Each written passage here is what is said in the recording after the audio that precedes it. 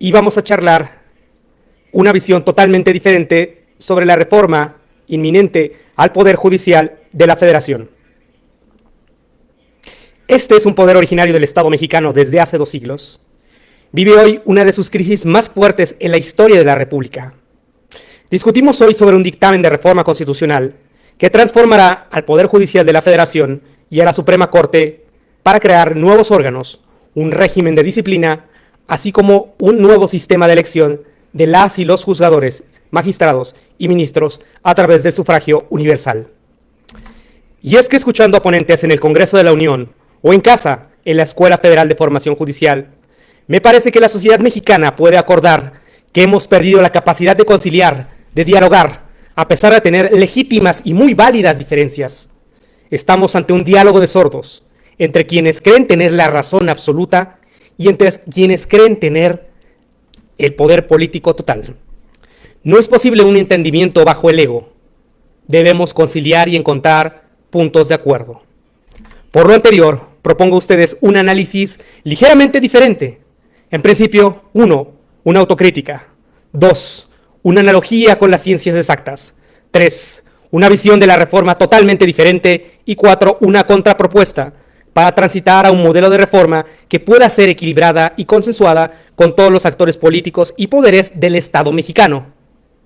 Primero, una autocrítica.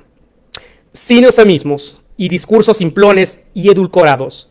En el Poder Judicial de la Federación no somos perfectos. Nos equivocamos. Aún hay muchas prácticas nocivas. Por ejemplo, somos aún un poder hiperformalista. Los esfuerzos han estado encaminados en satisfacer estadísticas infladas y no en procesar los verdaderos reclamos de justicia de la población. ¿Cuántas veces hemos privilegiado los sobreseimientos o la reposición del procedimiento sobre el estudio integral de los asuntos? No hemos sabido reducir y gestionar los tiempos para hacer más ágil y dinámico el acceso a la justicia. 25 años después de la creación del Consejo de la Judicatura Federal, no es posible que haya personal que trabaje hasta las 3 de la mañana, con independencia de la carga de trabajo. Esto debió ser corregido hace bastante tiempo. En la institución aún hay muchos abusos laborales, acoso e inestabilidad para sus trabajadores. El famoso 5 meses y 15 días para evitar la basificación de los servidores públicos. La endogamia es un problema real, la endogamia encubierta. No es creíble ni factible que haya meritocracia absoluta.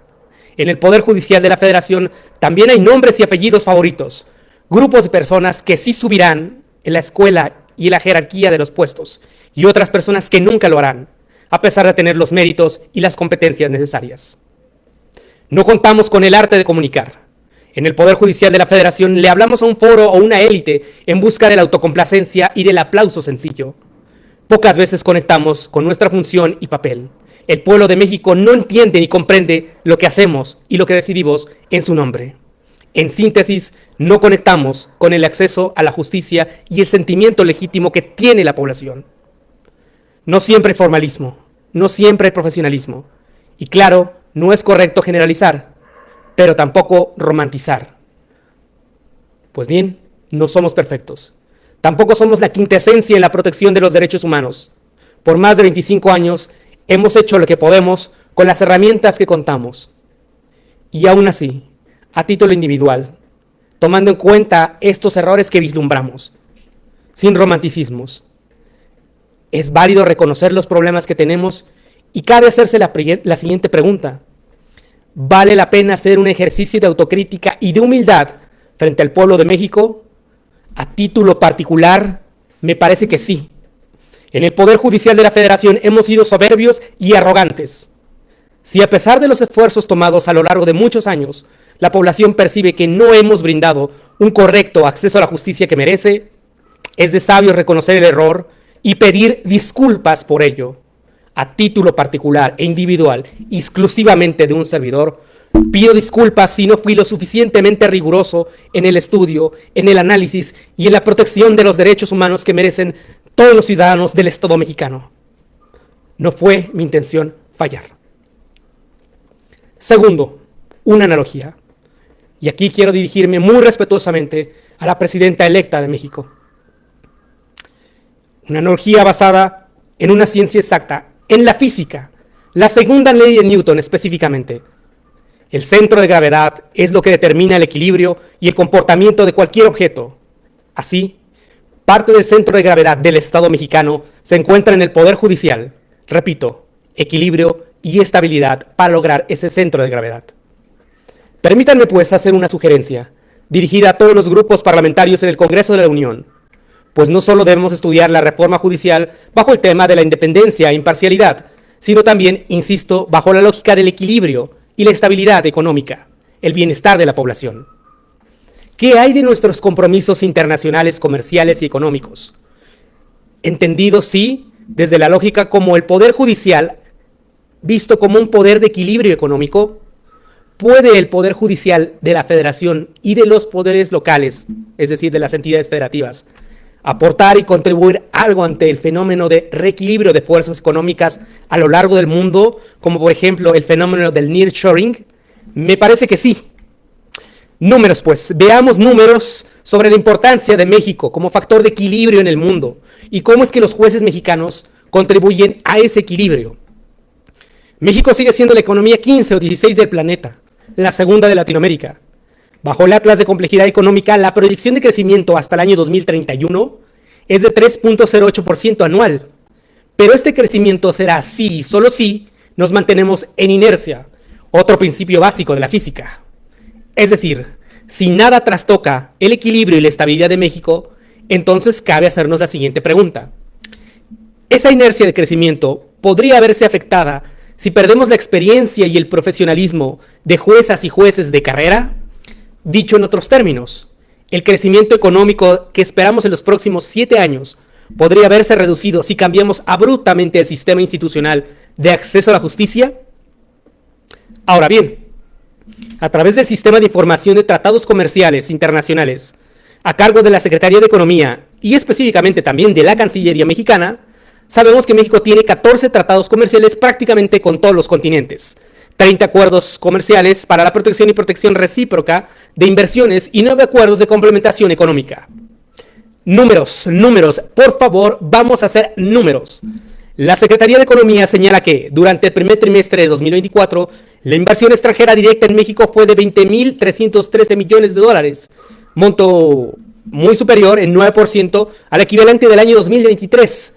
Si esta inercia se mantiene y promediamos los 60.000 millones de dólares a lo largo del año, ¿cuánta inversión extranjera directa podría arribar a México hasta el año 2031? Sencillamente con una multiplicación, tendríamos una cifra aproximada de 420.000 millones de dólares en los próximos 7 años. Y entonces, a otra pregunta obligada, ¿los acuerdos para la promoción y protección recíproca de inversiones contienen algunas salvaguardas relativas a la independencia e imparcialidad de jueces profesionales o de carrera? Desde mi punto de vista, me parece que sí. Vamos a poner algunos ejemplos, porque prácticamente México tiene este tipo de acuerdos con muchísimos países: Australia, Canadá, la Argentina, los Países Bajos. Vamos a tomar como último ejemplo los Países Bajos. El acuerdo de inversión con el Reino de los Países Bajos, evidentemente en el marco de la Unión Europea del año 2000, prevé el apéndice 2.5 y dice así: en caso de que un nacional del Reino de los Países Bajos o su sociedad inicie procedimientos ante cualquier tribunal judicial o administrativo de los Estados Unidos mexicanos con respecto a una medida presuntamente violatoria de este acuerdo, la controversia solamente podrá someterse a arbitraje conforme a este artículo si el Tribunal Nacional competente no ha dictado sentencia de primera instancia sobre el fondo del asunto. Es decir, en términos de inversión extranjera, el mundo presupone que los tribunales judiciales en México serán independientes, imparciales y profesionales, y sí, solo sí, actuará la subsidiariedad internacional cuando no haya un efectivo acceso a la justicia. Y este acceso a la justicia se puede ver trastocado si no contamos con un andamiaje o un blindaje jurídico de jueces profesionales y evidentemente técnicos. Sí, hablamos de inversiones, del dinero que necesita México para cubrir sus compromisos con la población, con pensiones, con acceso a salud universal, con una serie de programas legítimamente válidos que esperan todos los mexicanos.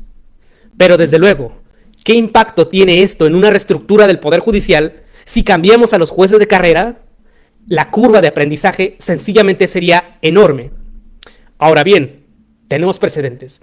Precedentes que no hablan específicamente de temas de derechos humanos, sino del ámbito del arbitraje comercial internacional. Voy a poner un ejemplo. Lyon versus los Estados Unidos mexicanos, a cargo de la CIADI, es decir, del Centro Internacional de Arreglo de Diferencias Relativas a Inversiones. En el caso Lyon contra los Estados Unidos mexicanos, se trata de un caso sobre el sector de la industria de la construcción, por violación específica al artículo 1105 del Tratado de Libre Comercio de América del Norte, hoy TEMEC, y la condena fue de aproximadamente 47 millones de dólares, por el actuar del Poder Judicial del Estado de Jalisco y el Poder Judicial de la Federación.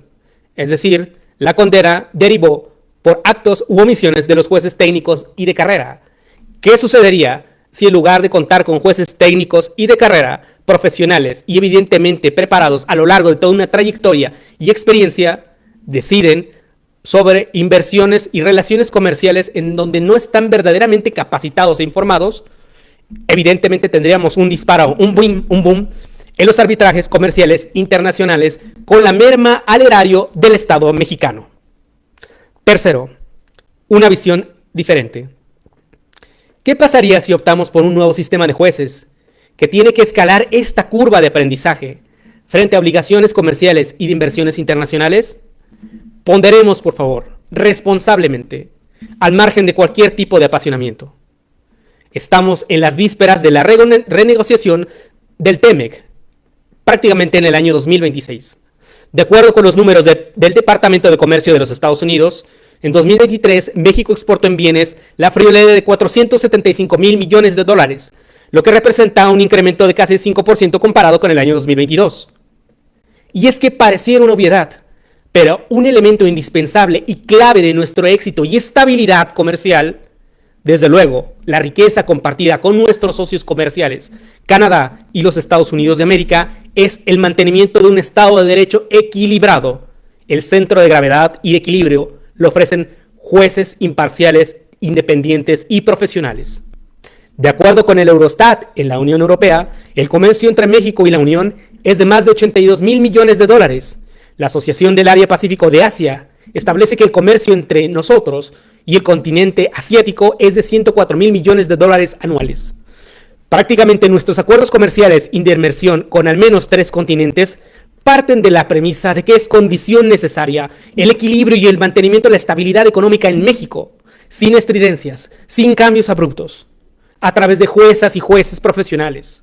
En consecuencia, México además contribuye a la estabilidad de Norteamérica, de la región y del mundo. Si de ese tamaño es el peso de México en el mundo y la estabilidad y equilibrio que ofrece México al mundo también deriva del mantenimiento de juezas y jueces profesionales, técnicos y de carrera. Hay razones para sostener que si planteamos una reforma precipitada y que no guarde un centro de gravedad, podríamos afectar el equilibrio económico, insisto, no solamente de México, sino de nuestros socios comerciales y sobre todo con el mundo. Finalmente, una contrapropuesta. Con mucha humildad y seria reflexión, quiero mencionarles a los actores políticos que, si nos enfrentamos a un contexto de alta litigiosidad internacional ante los órganos del Sistema Interamericano o de Naciones Unidas, debemos ponderar efectivamente el costo de oportunidad constitucional, un híbrido entre las ciencias económicas y el derecho internacional y el derecho constitucional. Vamos a poner un ejemplo específico, técnico. Hablemos por favor de números, de datos, hechos concretos, de lo que podríamos ahorrarnos o no. Supongamos que estamos en el año 2030. Tan solo para imaginar algunas cifras. En la sentencia del caso Gutiérrez Nava contra Honduras del índice de la Honorable Corte Interamericana de Derechos Humanos, que se trató sobre la destitución de 4 jueces, bajo el principio de restitución integral o restitutio in integrum, y debido a la imposibilidad de devolver a los jueces a sus funciones, todavía es que no había vacantes en la Corte Suprema, ¿no? Se fijó una compensación aproximada de $80,000 por persona, además de $400,000 por daño material y $25,000 por daño inmaterial, un total de $505,000 por persona. Al tipo de cambio actual en los Estados Unidos mexicanos, estaríamos hablando de 9,494,000 pesos, por un aproximado de 1,500 titulares, juezas y jueces federales en el Estado mexicano. Estaríamos hablando que en materia de reparaciones, el costo de la destitución arbitraria podría salir en un aproximado de 14.241 millones de pesos, eso sin contar evidentemente con los efectos inflacionarios al año de 2030. Claro, esta cifra podría variar si los transitorios pasan por el famoso sistema de escalonamiento del año 2025 y del año 2027, y quienes resulten electos, pues evidentemente ya no se verán afectados. Por eso, insisto, estamos planteando números hipotéticos y es necesario hablar de este tipo de temas porque estamos vislumbrando una alta litigiosidad en los próximos 2, 3, 5 años, con las consecuencias que derivarán en materia de reparaciones de conformidad con la jurisprudencia del sistema interamericano o incluso del sistema de Naciones Unidas, ¿no? Prácticamente. Finalmente, a manera de contrapropuesta, insisto, quiero insistir hasta el último momento que el diálogo es la base indispensable para la resolución de cualquier conflicto. Como bien sostuvo la doctora Ana Laura Magaloni, el derecho debe ser la herramienta que permita pacificar toda conflictiva social. Y escuchando a algunas expertos, como en el caso del doctor Ayala Corao, me parece plausible hacer ciertos planteamientos para despresurizar el conflicto que existe hoy entre el Poder Judicial de la Federación, el Poder Legislativo y evidentemente el Poder Ejecutivo. Hay formas de encontrar puntos de acuerdo. Con independencia de los irreductibles, me parece que sí. Lo más sano y lo más lógico es llegar a esos acuerdos para evitar daños colaterales respecto de los derechos de la población que tiene evidentemente el acceso a la justicia, condición necesaria para el mantenimiento de la paz y estabilidad del Estado mexicano. Todos estamos de acuerdo en eso. No hay necesidad de discurrir en conflictos o actos arbitrarios en perjuicio de la población. Sí. El diálogo debe permitir resolver nuestras diferencias de manera civilizada, de manera pacífica y en el que puedan ser satisfechas todas las pretensiones de los actores políticos. A título particular, sigo creyendo y sosteniendo que el diálogo siempre será posible, hasta el último minuto. Entonces, la propuesta es la siguiente. Es posible crear una comisión entre los grupos parlamentarios del Congreso de la Unión, junto con una comisión de jueces y magistrados, además de una comisión con el Poder Ejecutivo Federal y trabajar los tres poderes de la Unión, llegar a un acuerdo para que a través de la Cancillería se someta a consideración de la Honorable Corte Interamericana de Derechos Humanos una solicitud de opinión consultiva en la que se estudien todos los efectos y consecuencias de la iniciativa de reforma, ¿no? De esta manera, los jueces federales mexicanos no se verían inmersos u obligados a resolver ellos mismos en sus propios litigios. Resulta más económico y ahorra en recursos y tiempo para el Estado mexicano que enfrentar litigios internacionales de larga data en Washington o en Ginebra y posteriormente en San José de Costa Rica, con las consecuentes medidas de reparación. Hagamos uso de las herramientas que nos brinda el derecho internacional de los derechos humanos. Y a la pregunta inminente, ¿hay precedentes? Desde luego que sí. La opinión consultiva 4/1984, planteada por el ilustre gobierno de Costa Rica, ya lo hizo así respecto de una reforma constitucional. Sometamos la iniciativa a discusión a conocimiento de un tercero que determine la compatibilidad convencional de esto. Y si se establece que hay un margen de apreciación en favor del Estado mexicano, adelante con la reforma. No nos oponemos a la transformación de la vida pública judicial si ello redunda en beneficio para la población. Finalmente, es cierto, estoy convencido que a través del diálogo, la negociación y el intercambio de ideas, sí es posible transitar a reformas que modifiquen, beneficien y transformen el alcance del acceso a la justicia en beneficio de todo el pueblo de México. Muchísimas gracias por su atención. Quedo a sus órdenes. Excelente noche. Bye.